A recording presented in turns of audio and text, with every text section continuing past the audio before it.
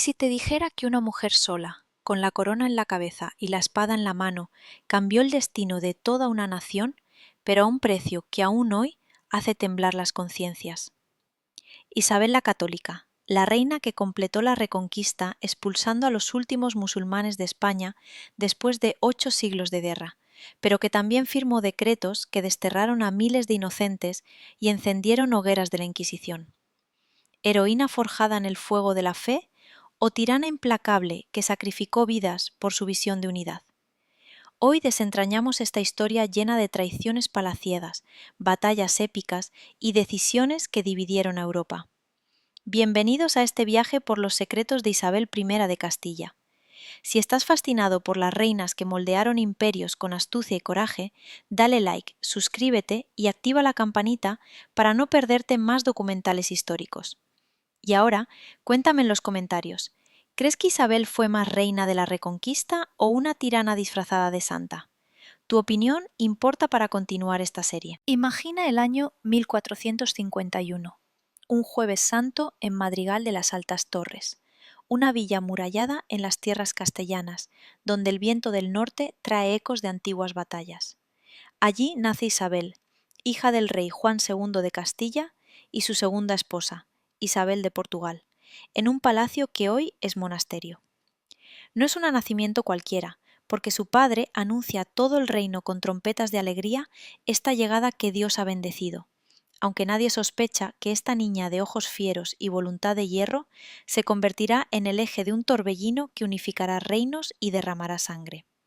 Su madre, de salud frágil y melancolías profundas, la cuna en un mundo donde la nobleza trama en sombras y los reyes luchan por mantener el cetro ante válidos ambiciosos como Álvaro de Luna, ejecutado poco antes en Valladolid por traiciones que aún resuenan. Isabel crece entre los muros de Arévalo, un lugar de dotes reales pero de penurias ocultas, donde la reina viuda vela por sus hijos menores mientras el trono lo ocupa Enrique IV, su hermanastro mayor, un rey de carácter blando rodeado de favoritos que lo manipulan como marioneta. Desde temprana edad, Isabel aprende que el poder no se hereda solo por sangre, sino que se conquista con alianzas y astucia, mientras su hermano menor Alfonso, 2 años más chico, se perfila como posible heredero ante la esterilidad rumorada de Enrique. La corte se divide en facciones, los Pacheco y los Carrillo contra los hombres nuevos promovidos por el rey, como Beltrán de la Cueva, cuyo ascenso despierta sospechas de favoritismos inconfesables. Isabel, con apenas 10 años, ve cómo su dote de Cuéllar pasa a manos ajenas, y Arévalo se convierte en ducado para complacer a nobles codiciosos. Pero en ese aislamiento forja un carácter indomable, educada por preceptores como Gonzalo Chacón y Fray Martín de Córdoba, quien le enseña que la nobleza verdadera nace del sacrificio y la fe. La reina Isabel de Portugal, su madre, sufre accesos de locura que ensombrecen la infancia de la infanta, obligándola a madurar entre cuidados maternales erráticos y lecciones de supervivencia palaciega. Pronto, los infantes son llamados a la corte en Segovia, donde las intrigas se tejen como telarañas mortales, y Enrique, temeroso de que sus hermanos sean peones en manos de rebeldes, los mantiene cerca bajo vigilancia.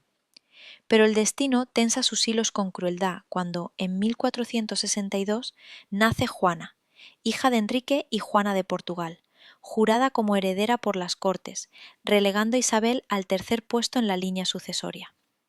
Los rumores estallan como tormenta. ¿Es realmente hija del rey o fruto de los devaneos con Beltrán de la Cueva?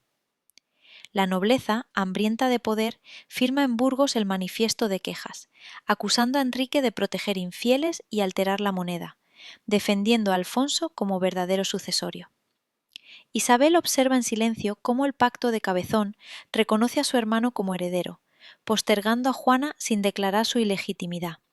y Pacheco se apodera de Alfonso como rehén valioso. La farsa de Ávila en 1465 eleva al niño Alfonso a rey simbólico, derribando un muñeco de Enrique desde una plataforma en las murallas, mientras Isabel, atrapada en el torbellino, rechaza propuestas matrimoniales que la encadenarían a destinos indignos. ¿Aceptará ser peón o forjará su propio camino hacia la corona, arriesgando todo en un juego donde una mala jugada significa la hoguera o el exilio? La intriga apenas comienza, y el trono de Castilla late con promesas de gloria y traición. La muerte de Alfonso en 1468 sacude los cimientos del reino como un trueno inesperado en plena noche, dejando a Isabel como la última esperanza de los nobles descontentos que ven en ella el faro para derrocar la debilidad de Enrique IV. El joven príncipe, envenenado o víctima de una epidemia, según las lenguas viperinas de la corte, exhala su último aliento en el castillo de Cardenas tras comulgar en Plasencia, y su cuerpo es sepultado con honores reales en Ávila, mientras las campanas repican luto por el heredero frustrado. Isabel, con 17 años y un corazón endurecido por las pérdidas, se encuentra en el centro de un vórtice de ambiciones donde Pacheco, arzobispo de Toledo y maestre de Calatrava, la presiona para reclamar el trono abierto, pero ella, fiel a su juramento de lealtad fraternal, resiste las tentaciones de la corona prematura y negocia en secreto con su hermano el Tratado de los Toros de Guisando.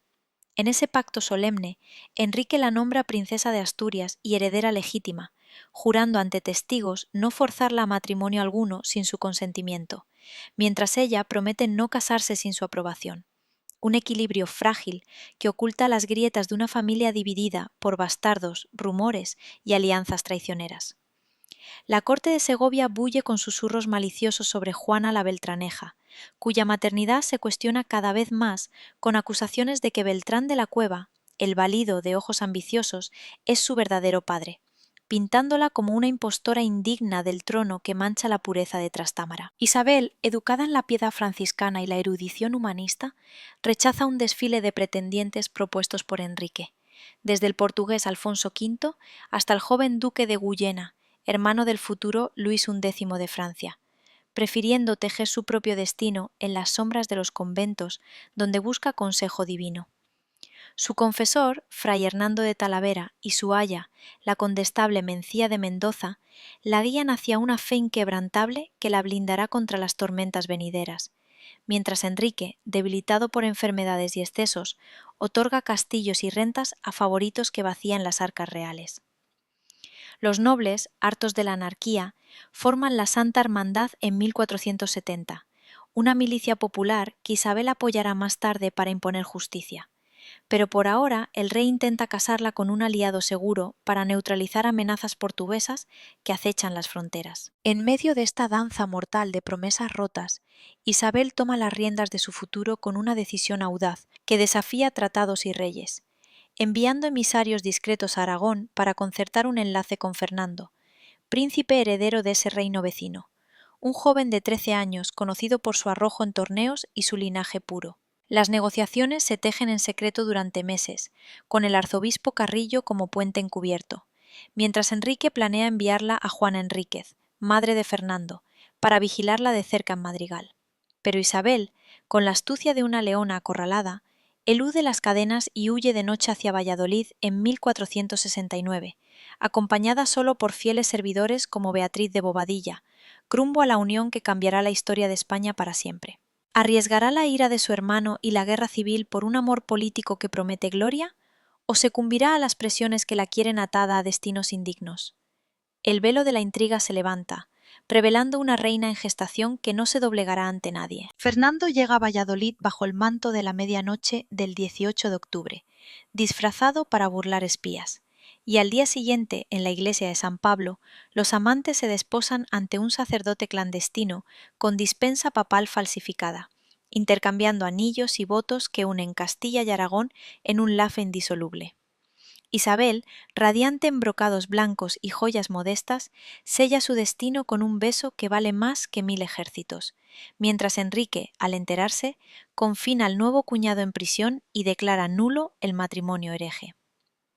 Las Cortes de Ocaña, en 1470, intentan legitimar a Juana Beltraneja, pero Isabel, desde sus tierras patrimoniales en Madrigal y Medina del Campo, gobierna con mano firme, recaudando rentas y forjando lealtades nobiliarias que la blindan contra la furia real. La reina Juana de Portugal, su madre, fallece en 1469, dejando un vacío emocional que Isabel llena con devoción mariana, fundando capillas y ayunando en penitencia por los pecados del reino dividido. Las facciones se polarizan, con Pacheco cambiando bandos por oro portugués y Carrillo alzando pendones en favor de la infanta, mientras Fernando escapa y regresa a Aragón para reunir tropas, preparando el terreno para la confrontación inevitable. El año 1474 trae la gota que colma el vaso, cuando Enrique IV agoniza en Madrid el 11 de diciembre, susurrando en su lecho de muerte el reconocimiento de Isabel como sucesora legítima, ante nobles testigos, aunque algunos juran que favoreció a Juana en secreto. Al amanecer del 13 de diciembre, campanas de gloria repican en Segovia, mientras Isabel, vestida de negro regio y con la corona ducal sobre su toca, se proclama reina en la Plaza Mayor ante una multitud en éxtasis, jurando ante la espada de justicia y la cruz defender la fe católica y la unidad del reino. Pero la sombra de Juana se alza como un espectro vengativo, respaldada por Alfonso V de Portugal, su tío y prometido, quien invade con 20.000 hombres so pretexto de defender los derechos de la Beltraneja, desatando una guerra sucesoria que pondrá a prueba el temple de la nueva soberana. ¿Logrará Isabel consolidar su trono en medio de batallas sangrientas y traiciones internas? ¿O caerá devorada por las ambiciones portuguesas que amenazan con partir Castilla en dos? La reconquista personal de Isabel comienza ahora, con el destino de España pendiendo de un hilo, tan fino como su voluntad de hierro. La guerra civil estalla como un incendio forestal en las llanuras castellanas cuando Alfonso V de Portugal cruza la frontera con su ejército de 20.000 lanceros y arcabuceros, decidido a colocar a Juana la Beltraneja en el trono que considera suyo por derecho divino y alianzas familiares, mientras Isabel, desde las almenas de Segovia, organiza la resistencia con una frialdad que asombra a sus consejeros.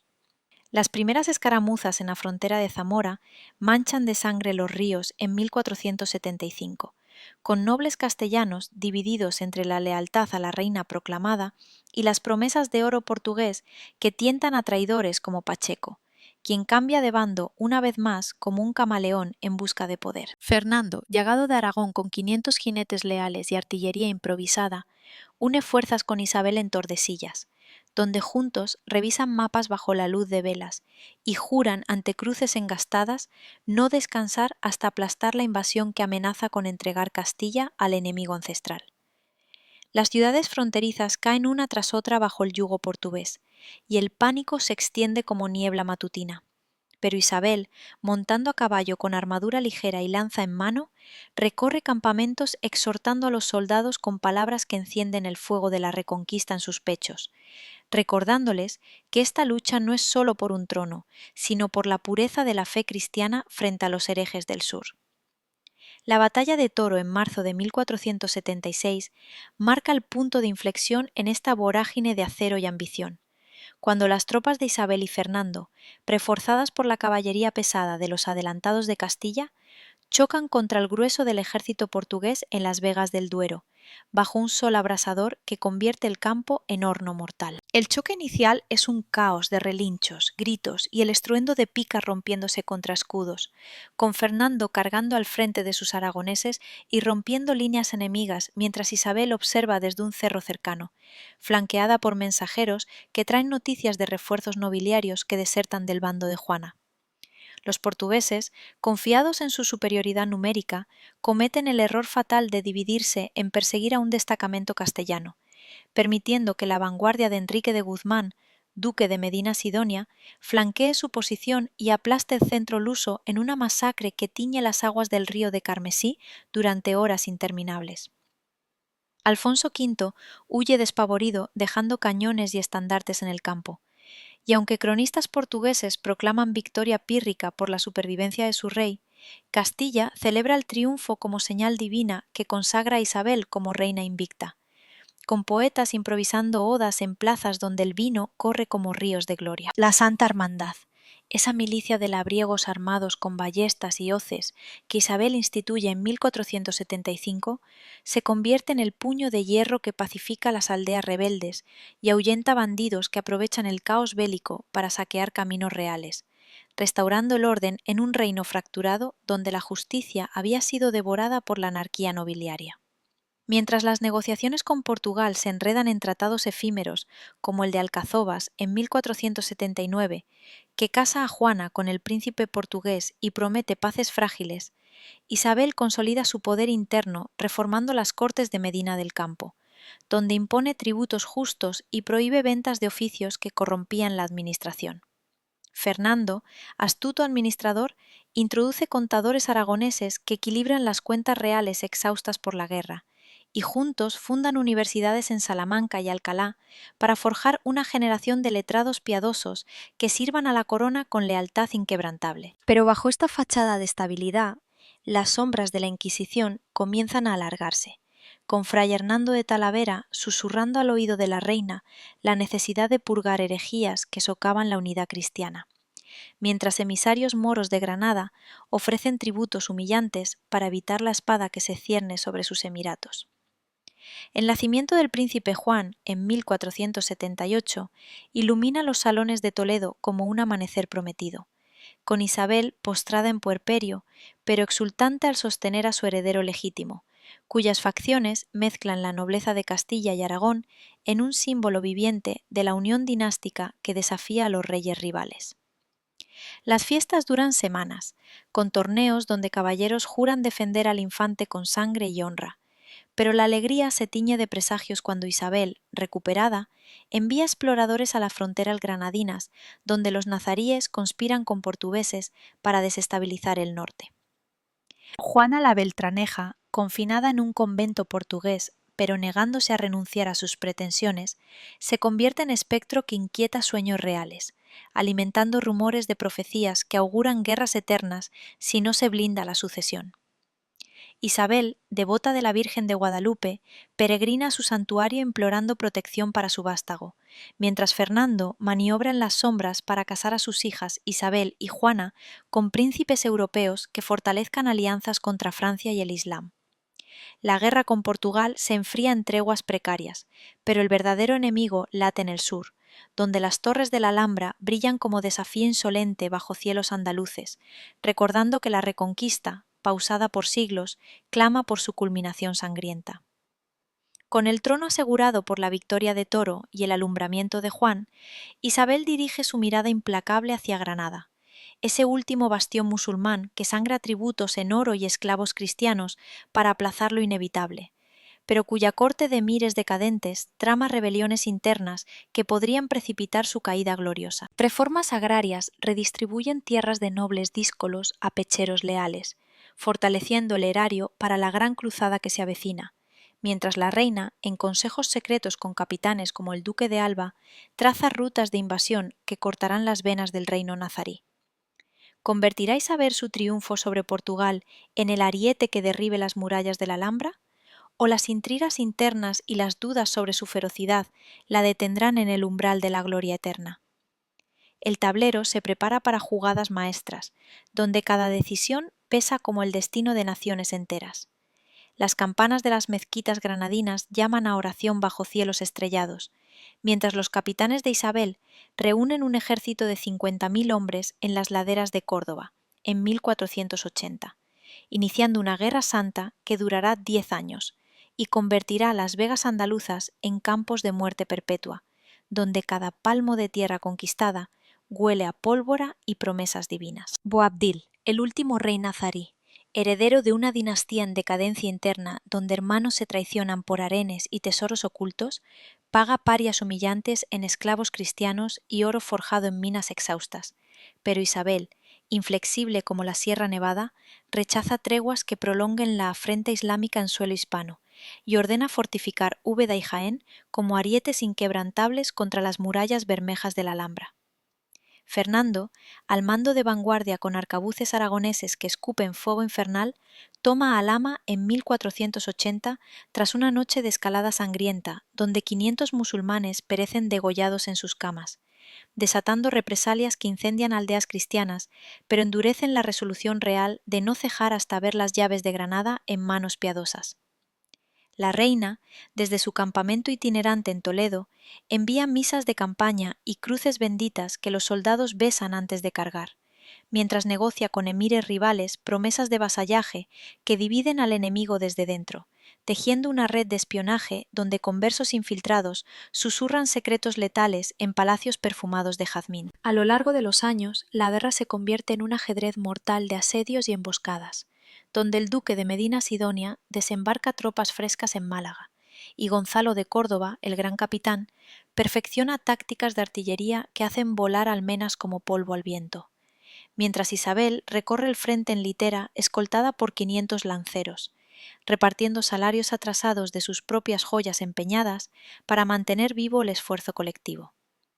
Los moriscos de las Alpujarras, hartos de tributos nazaríes, desertan en masa, portando mulas cargadas de provisiones hacia campamentos cristianos,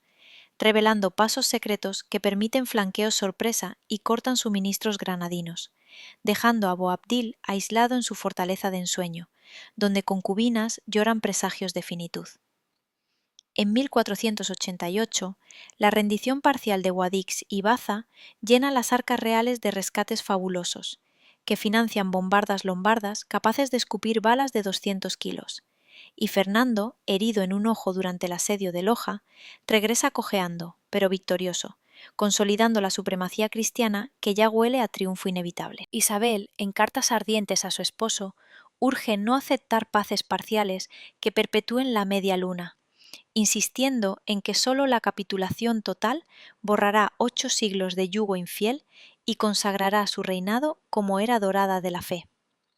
Pero mientras las trompetas de la victoria suenan lejanas, sombras inquisitoriales se alargan sobre Castilla, donde Tomás de Torquemada, dominico de ojos llameantes, nombrado inquisidor general en 1480, con apoyo papal de Sisto IV, comienza a purgar judíos conversos sospechosos de judaizar en secreto, encendiendo las primeras hogueras en Sevilla que iluminan noches con gritos de herejes arrepentidos bajo tormento de agua y poleas. Isabel, devota hasta la médula y aconsejada por Talavera, que aboga por conversión pacífica, aprueba las primeras autos de fe como medicina espiritual para un reino dividido por sinagogas clandestinas y rezos sibilinos, aunque en privado confiesa dudas sobre la crueldad que devora almas nobles junto a culpables. Fernando, pragmático aragonés curtido en pogromos pasados, ve en la Inquisición herramienta para confiscar bienes de los ricos perseguidos y engrosar el tesoro de la cruzada,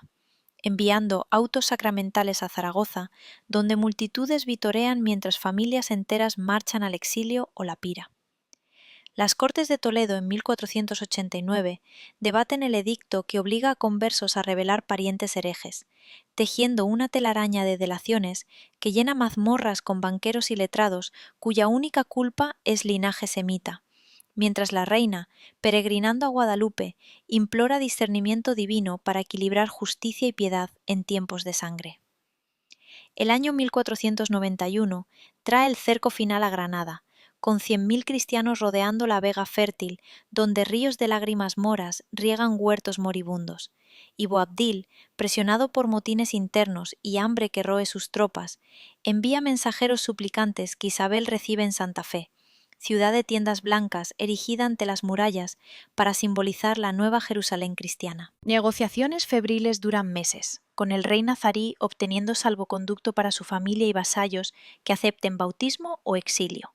mientras Fernando prepara escalas nocturnas por si la traición empaña el pacto honorable.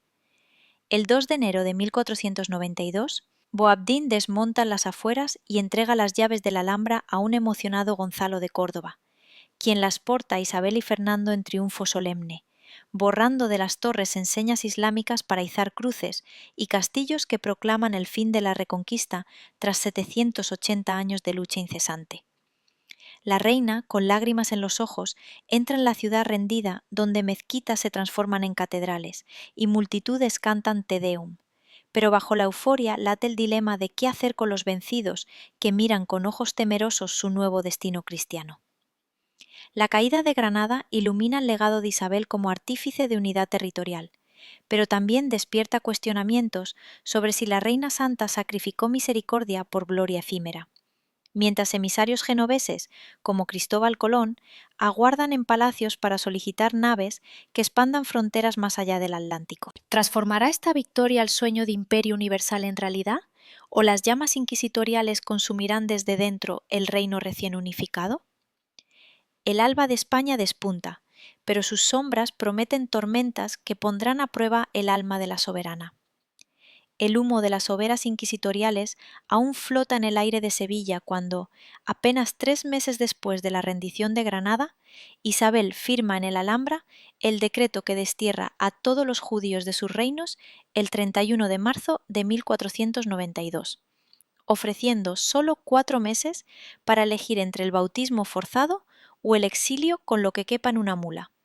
una medida que vaciará arcas ancestrales y dispersará a 200.000 hebreos hacia Portugal, Italia y el norte de África, en caravanas de llanto y despojo. Torquemada, con su hábito negro ondeando como sudario, recorre sinagogas clausuradas confiscando pergaminos talmúdicos y tesoros acumulados en siglos de préstamos reales,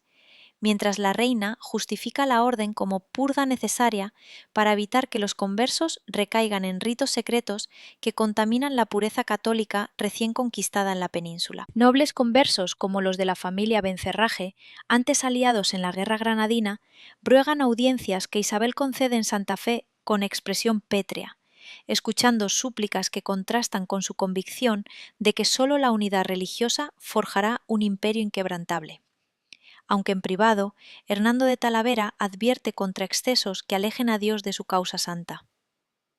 Las calles de Toledo y Córdoba se llenan de familias arrastrando carros con niños asustados, mientras puertos bullen con barcos sobrecargados que zarpan hacia destinos inciertos, dejando tras de sí barrios vacíos que pronto se transforman en guetos para los pocos que optan por la cruz bajo coacción,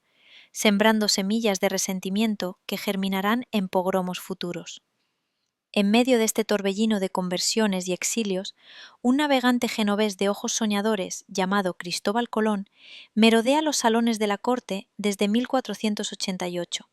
insistiendo con mapas audaces en que una ruta occidental al oro de las Indias catará las especias otomanas y enriquecerá Castilla sin derramar más sangre mora. Isabel, cautivada por su fe inquebrantable y visiones de cruzadas financiadas por catallanes, lo recibe en Barcelona tras rechazar propuestas de Fernando que priorizan conquistas terrestres,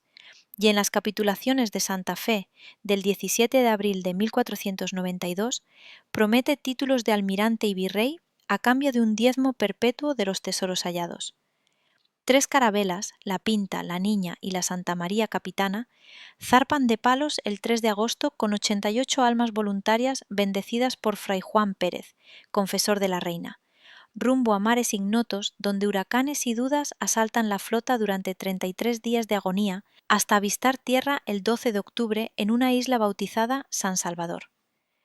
Colón, creyendo pisar Cipango, regresa en marzo de 1493, con indios desnudos, papagayos y oro modesto, que Isabel exhibe en Barcelona como prodigio divino,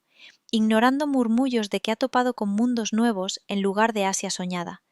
y financia su segundo viaje con entusiasmo que contrasta con las hogueras que iluminan noches europeas. La euforia colombiniana se entremezcla con sombras familiares cuando Juana, la hija menor de Isabel nacida en 1470, se convierte en peón matrimonial con Felipe el Hermoso, archiduque de Borgoña y heredero flamenco, casados en 1496 en Lier para unir sangre hispánica con los Países Bajos ricos en lana y paños finos.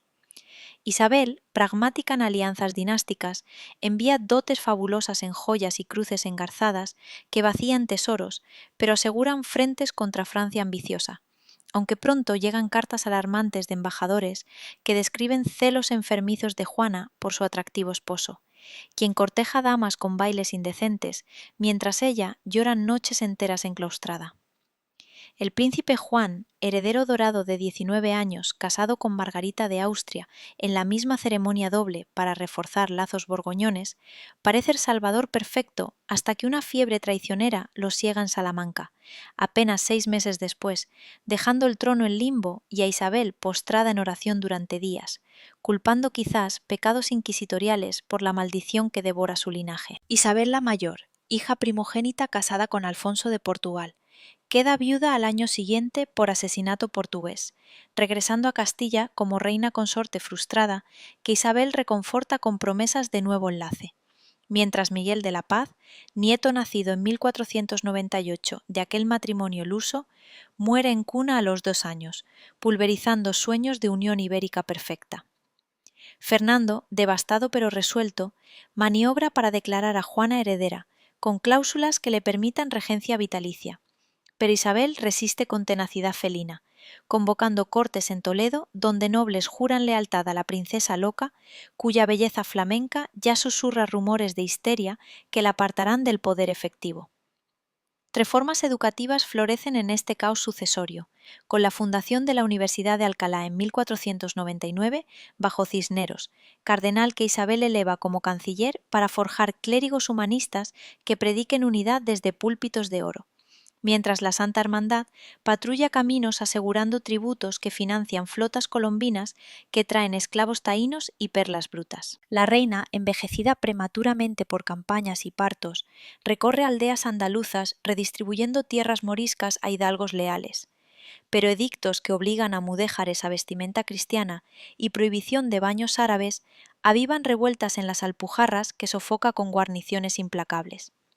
¿Equilibrará Isabel su legado de gloria transoceánica con la estabilidad familiar que se deshilacha como tapiz viejo, o la sombra de Juana la Loca eclipsará sus triunfos reconquistadores? Las campañas italianas de Gonzalo de Córdoba en 1500 comienzan a absorber caudales castellanos, con Fernando soñando conquistas napolitanas que Isabel aprueba regañadientes, priorizando siempre la pureza interna sobre aventuras foráneas que tientan con coronas ilusorias. Emisarios portugueses negocian paces tras muertes sucesorias, pero la reina, en cartas ardientes a su confesor, confiesa fatiga espiritual ante un reino unificado en mapa, pero fracturado en almas que cuestionan si la tiranía religiosa ha comprado un paraíso aparente a precio de lágrimas eternas. El tablero dinástico se complica con cada aliento débil, prometiendo herencias disputadas que pondrán a prueba si la sangre de Castilla prevalece sobre ambiciones borgoñones.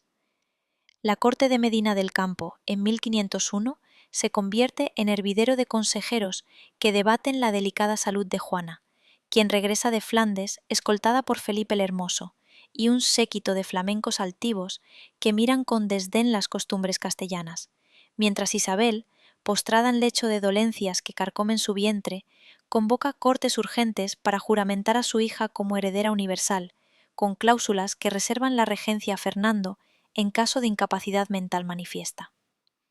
Embajadores portugueses y borgoñones compiten en salones perfumados con promesas de paces eternas, pero la reina, con voz enronquecida por fiebres recurrentes, insiste en testamentos que blinden Castilla contra invasiones foráneas, recordando cómo la debilidad de Enrique IV abrió puertas a guerras fratricidas que ella selló con sangre y oración. Felipe, de sonrisa encantadora pero ambiciones voraces, negocia en secreto con nobles descontentos que ven en su esposa el puente hacia coronas duales, mientras Juana, de belleza etérea y ojos tormentosos, alterna raptos de pasión con ausencias prolongadas donde murmura sobre la tumba de su esposo ausente, sembrando dudas que Isabel disipa con decretos que prohíben salidas reales sin su visto bueno. La princesa Isabel la Mayor, viuda doble y confinada en barrios de Toledo, ruega por un nuevo enlace que perpetúe su linaje, pero la soberana, agotada por partos y campañas, prioriza la estabilidad de un reino donde la Inquisición aún persigue criptojudíos en sótanos húmedos de Zaragoza y Sevilla. Gonzalo de Córdoba, el gran capitán invicto que humilló franceses en Ceriñola y Garellano con arcabuceros en tercios invencibles, regresa de Italia cargado de laureles y despojos napolitanos que engrosan arcas exhaustas por exilios y flotas,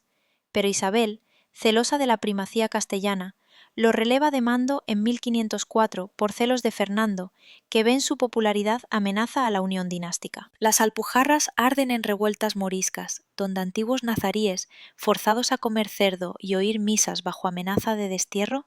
alzan banderas verdes en sierras impenetrables, obligando a la reina a enviar hidalgos andaluces que sofocan rebeliones con Villaescusa y conversiones masivas que llenan iglesias de fieles dubitativos. Cisneros, arzobispo de Toledo elevado a regente interino, organiza misiones franciscanas en Granada, donde frailes convierten arenes enteros con reliquias de la Alhambra. Pero informes secretos revelan baños clandestinos y ayunos ramadanescos que avivan hogueras inquisitoriales bajo la luz de lunas crecientes.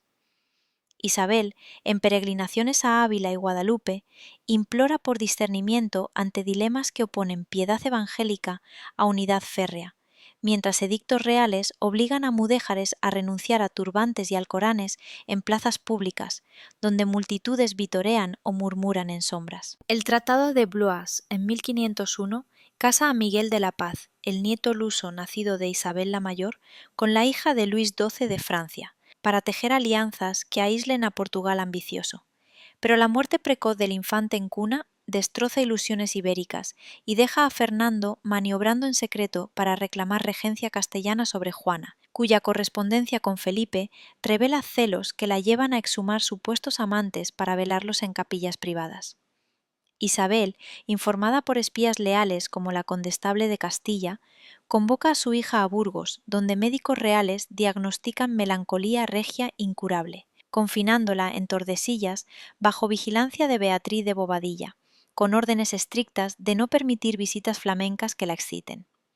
Reformas municipales fortalecen corregidores reales en villas rebeldes, imponiendo orden donde bandidos moriscos asaltan caravanas de oro colombino que fluyen de la Española hacia Sevilla, financiando universidades donde humanistas como Nebrija codifican la lengua castellana en gramática pura que unifique súbditos desde Pirineos a Gibraltar. La reina, en cartas a Colón que naufraga en su cuarto viaje, urge exploraciones que catolicicen indios taínos, con misiones jesuitas, ignorando atrocidades de encomenderos que esclavizan nativos en minas caribeñas bajo cruces sangrientas.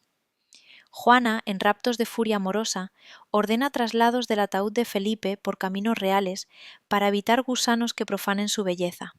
un periplo macabro que nobles castellanos usan para cuestionar su aptitud regia y apoyar la tutela de Fernando, mientras Isabel, consumida por cáncer uterino que la hincha como odre roto, dicta su testamento final el 9 de octubre de 1504 en Medina del Campo. En ese documento solemne nombra a Juana heredera absoluta, pero lega regencia al arzobispo Cisneros y al duque de Alba, prohibiendo a Fernando gobernar Castilla sin consentimiento de Cortes que velen por la locura flamenca. Peregrinos acuden a su lecho, donde la soberana, con crucifijo en manos temblorosas, confiesa pecados de rigor inquisitorial y suplica perdón por exilios que dispersaron sabios hebreos, bendiciendo a hijas ausentes y al reino unificado que deja como joya imperial. Las campanas repican luto el 26 de noviembre, cuando exhala su último aliento a los 53 años, envuelta en hábitos franciscanos, mientras cortesanos lloran la madre de España, que forjó unidad con espada y edicto.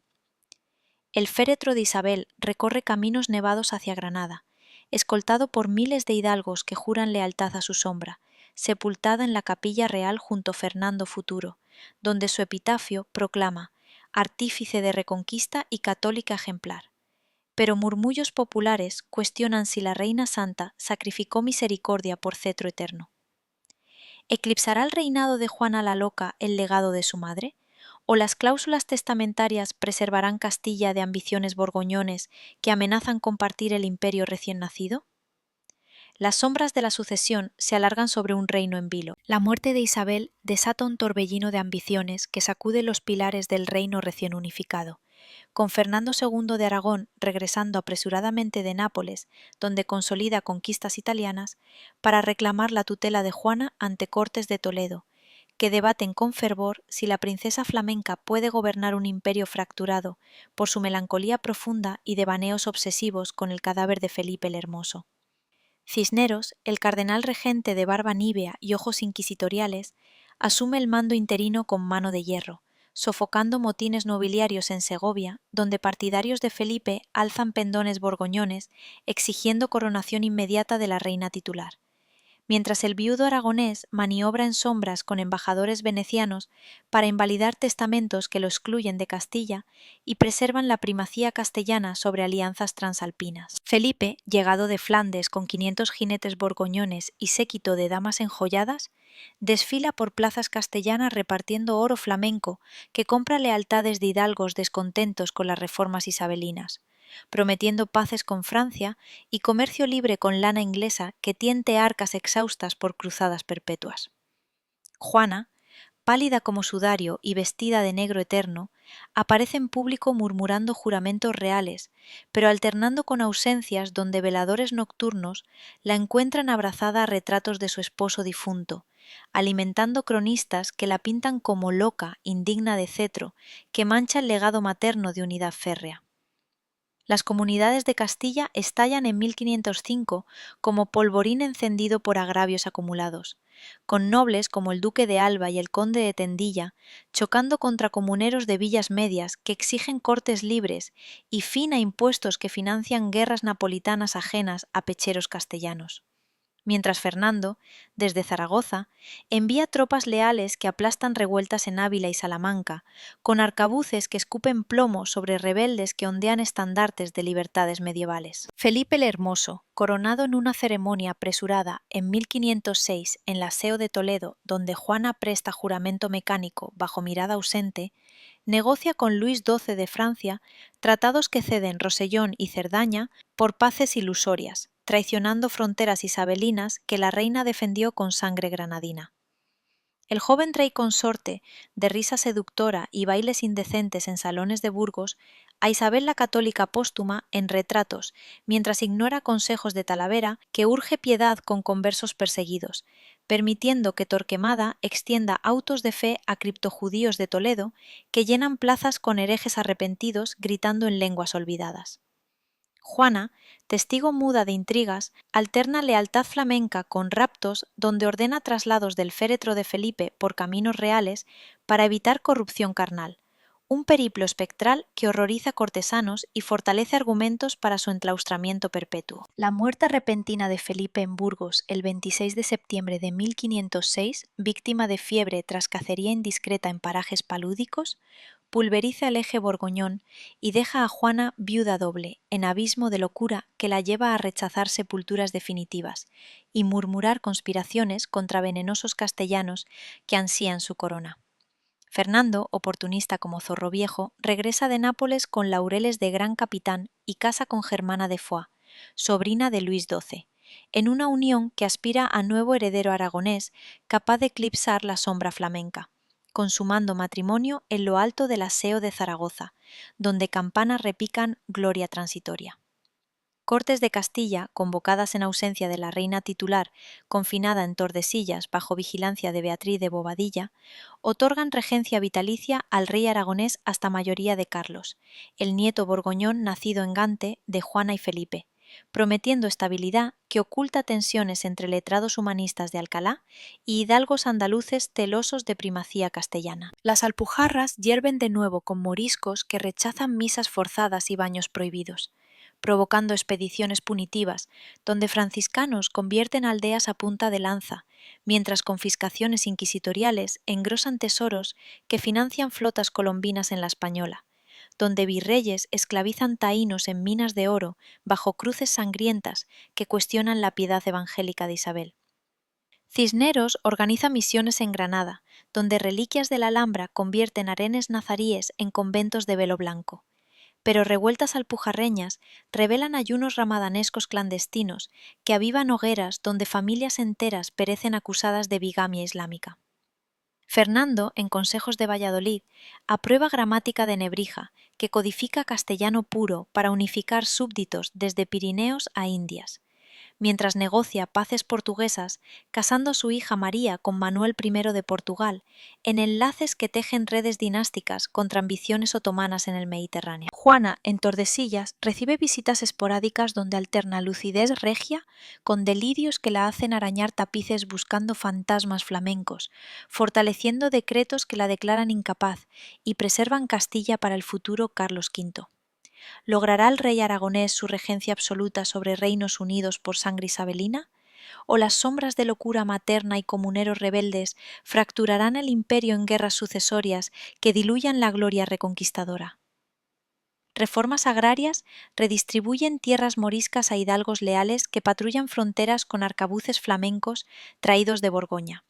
asegurando tributos que fluyen hacia Sevilla, donde galeones cargan perlas y esclavos para arcas reales exhaustas por campañas italianas. El legado de Isabel late en universidades donde escolásticos debaten si la Reina Santa sacrificó misericordia por unidad, mientras emisarios indios traen cacao y papagayos que cautivan infantas en palacios de Toledo. El tablero dinástico se complica con cada nacimiento ausente, prometiendo coronas disputadas que pondrán a prueba si la voluntad férrea de Castilla prevalece sobre vientos borgoñones. Fernando II de Aragón, con el peso de 2 coronas sobre hombros envejecidos pero astutos, consolida su regencia castellana mediante el Tratado de Villafáfila, en 1506, donde Felipe el Hermoso firma su renuncia aparente a pretensiones conjuntas horas antes de sucumbir a fiebres misteriosas que murmuran venenos aragoneses en copas de Borgoña, permitiendo al suegro retornar triunfante a Valladolid con tropas leales y arcas repletas de compensaciones flamencas que aplacan nobles díscolos.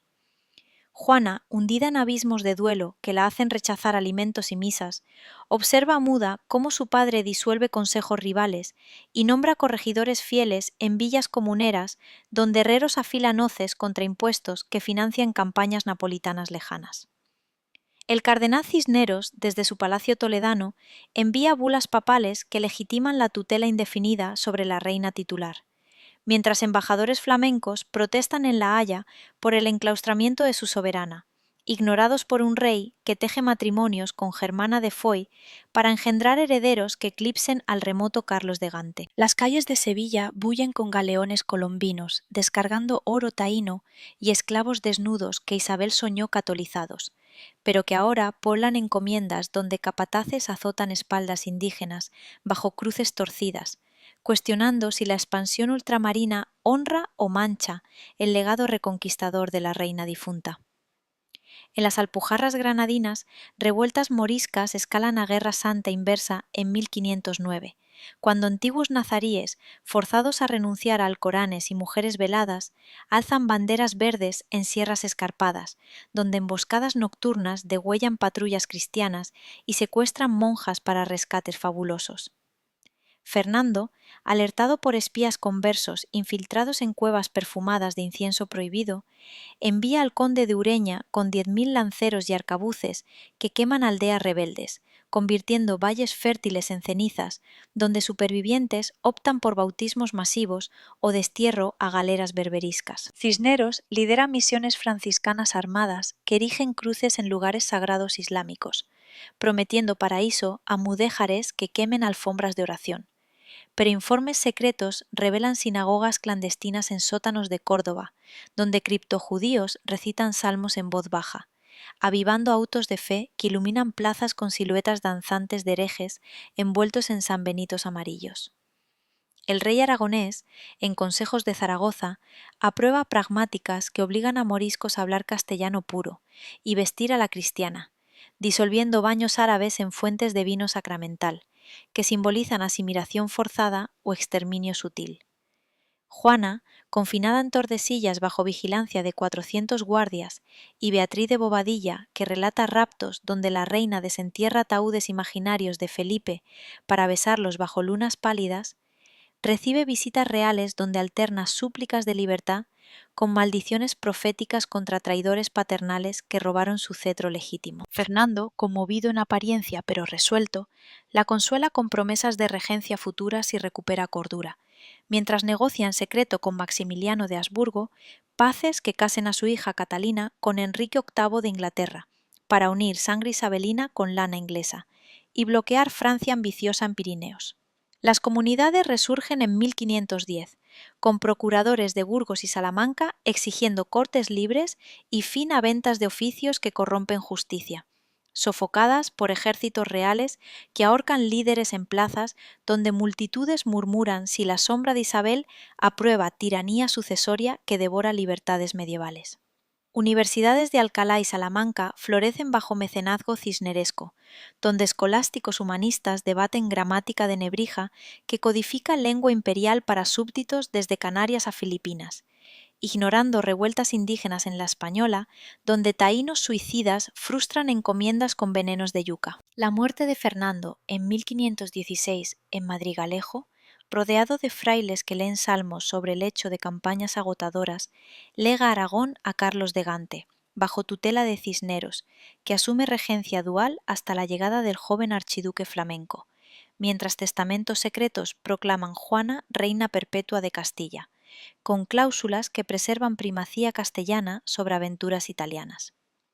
El cardenal, con 89 años y barba como nieve andaluza, convoca cortes en Santiago, donde nobles juran lealtad al príncipe ausente, sofocando motines en Valencia, donde aragoneses rechazan soberanía borgoñona, con ballestas que hieren mensajeros imperiales. Catalina, desterrada en Londres tras nulidad matrimonial con Enrique, que cuestiona virginidad con damas de honor, suplica auxilios paternos que Fernando ignoró por paces francesas, dejando a su hija en laberinto de divorcios que amenazan linaje trastámara. Moriscos alpujarreños firman paces precarias a cambio de amnistías, pero cuevas ocultas guardan espadas curvas para yihad futura, mientras galeones sevillanos traen quinas y papagayos que cautivan infantas en palacios toledanos. Carlos V desembarca en 1522 en Santander, con séquito flamenco que habla lenguas extrañas y viste sedas borgoñonas, proclamado rey en Cortes de La Coruña, donde promete justicia pero impone alcabalas que encienden Guerra de las Comunidades en 1524, con Toledo y Segovia alzando pendones contra extranjeros que vacían arcas para coronas imperiales. Padilla el Comunero, con armadura reluciente y esposa atalaya en murallas, lidera rebelión que marcha sobre Madrid exigiendo libertad de Juana la Loca como reina pura, sofocada en Villalar por tercios imperiales que decapitan líderes ante trincheras sangrientas. ¿Preservará el legado de Isabel la unidad forjada en Toro y Granada? ¿O ambiciones carolinas diluirán Castilla en imperio universal, donde sombras inquisitoriales y moriscas devoran desde dentro el sueño reconquistador? El velo de la historia se cierra, pero debates eternos cuestionan si la reina férrea fue artífice de gloria o semilla de tiranías venideras. Carlos V, señor de medio mundo con coronas que pesan como cadenas imperiales, sofoca la Guerra de las Comunidades en Villalar durante 1525, con tercios invencibles que decapitan a Padilla y sus capitanes comuneros ante trincheras empapadas en sangre castellana, restaurando orden a costa de libertades que Isabel forjó con cortes justas, pero que ahora sirven a ambiciones borgoñonas que vacían arcas para guerras eternas contra Francia y el turco. Las plazas de Toledo y Segovia, aún humeantes de revueltas donde procuradores exigían libertad para Juana la Loca como reina pura de Castilla, acogen juramentos forzados al joven soberano de mandíbula prognática y ojos gélidos, quien habla flamenco con consejeros extranjeros que imponen alcabalas sobre lana y paños que antes enriquecían hidalgos leales. El cardenal Adriano de Utrecht, regente efímero antes de su pontificado como Adriano VI, envía bulas que legitiman la represión como cruzada interna contra herejías comuneras, mientras Carlos, desde Palacio de Tordesillas, visita a su madre Juana en raptos de lucidez, donde la reina titular murmura consejos dinásticos ignorados por un hijo que prioriza coronas germánicas sobre sombras maternas. Nobles andaluces, enriquecidos por oro colombino que fluye de Sevilla en galeones escoltados por carabelas, aplauden la Pax Imperial, que asegura encomiendas en la Española y México, donde cores conquistadores azotan aztecas bajo estandartes de Santiago, extendiendo el legado reconquistador a mundos ignotos pero teñidos de la misma sangre inquisitorial. La coronación imperial en Bolonia el 24 de febrero de 1530 marca el cenit de la monarquía católica que Isabel soñó, cuando el Papa Clemente VII, tembloroso por saqueos luteranos en Roma, ceñirá la corona de Carlomagno sobre sienes gantenses, en la Basílica de San Petronio, ante cardenales que bendicen un imperio donde el sol nunca se pone, desde Perú hasta Filipinas. Carlos, vestido de púrpura imperial con joyas de los Medici y espadas toledanas engastadas, jura defender la fe contra luteranos que clavan tesis en Wittenberg y turcos que asedian Viena con genízaros berberiscos, pero en privado confiesa fatiga ante guerras que devoran tesoros isabelinos acumulados en cruzadas granadinas. Embajadores franceses de Francisco I, cautivo en Madrid tras Pavía en 1525, negocian paces humillantes, que ceden Borgoña a cambio de paces ilusorias, mientras el emperador maniobra en Génova con Andrea Doria para flotas que combatan argelinos en galeras cargadas de esclavos moriscos rebeldes de las Alpujarras. Juana, confinada eternamente en Tordesillas, con ventanas tapiadas para evitar visiones de Felipe el Hermoso, recibe informes de monjas que relatan glorias imperiales ignoradas en su melancolía, donde alterna rezos franciscanos con lamentos por cetro robado que cuestionan la legitimidad de un reinado borgoñón sobre Castilla pura. Las Germanías de Valencia y Mallorca estallan en 1524 como eco comunero,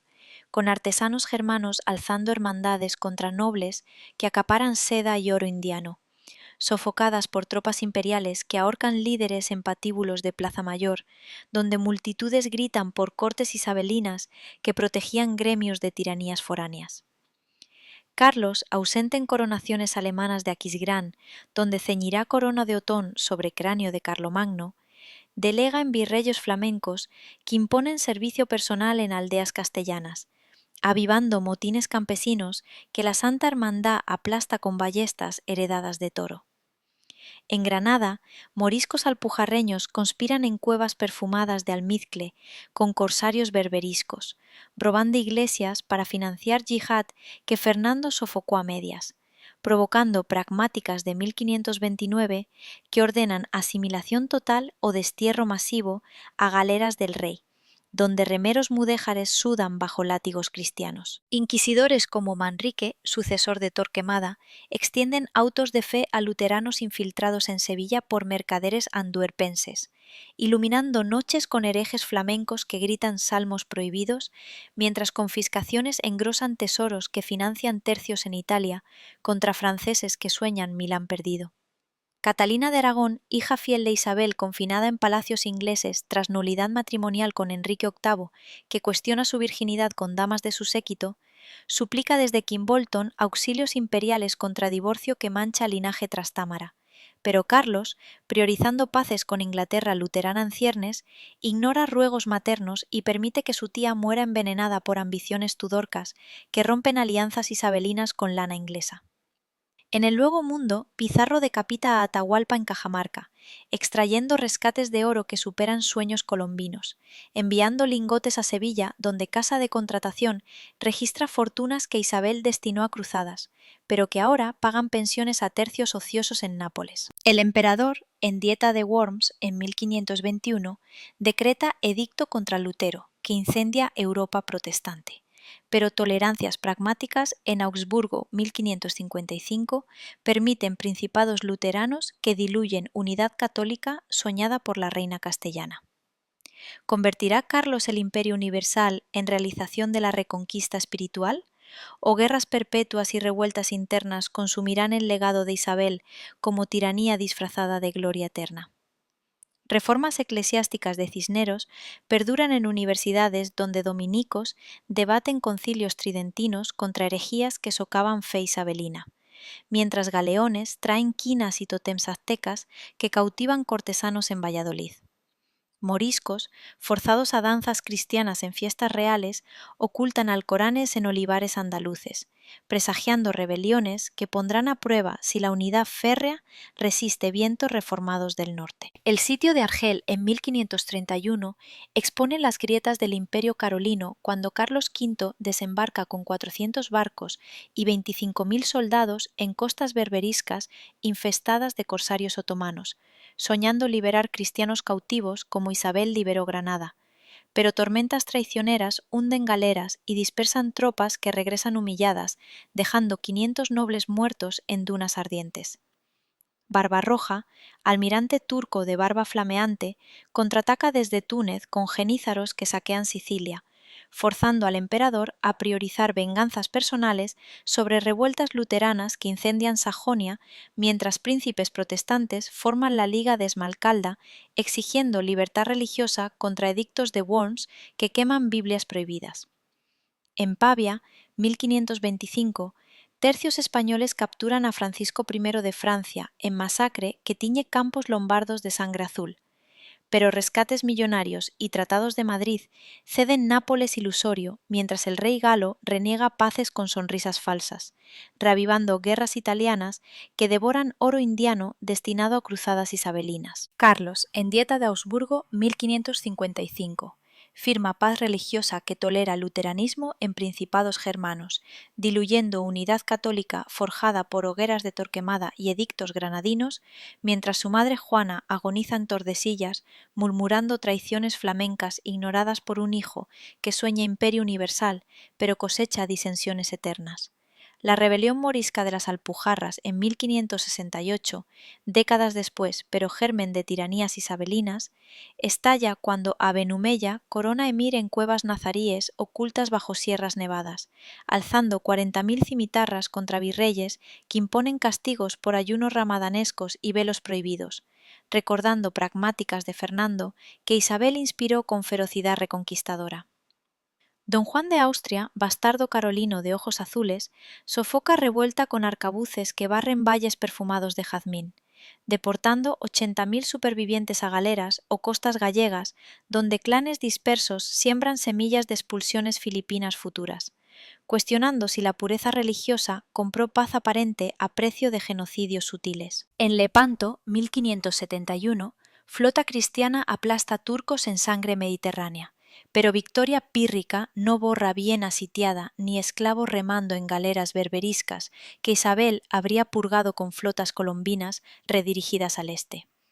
Cortes castellanas murmuran agravios por servicio ordinario que financia pensiones borgoñonas, mientras pecheros mueren en Flandes contra hugonotes que propagan Biblias en castellano, erosionando lealtad a un rey ausente que habla mal la lengua de Nebrija y prioriza Bruselas sobre Sevilla. Catalina de Aragón exhala último aliento en Kimbolton, 1536, tras resistir nulidad de Enrique VIII, que declara bastarda a María la Sanguinaria, hija fiel que reina Inglaterra, con hogueras luteranas emulando inquisición materna, pero quemando súbditos en vez de herejes semitas.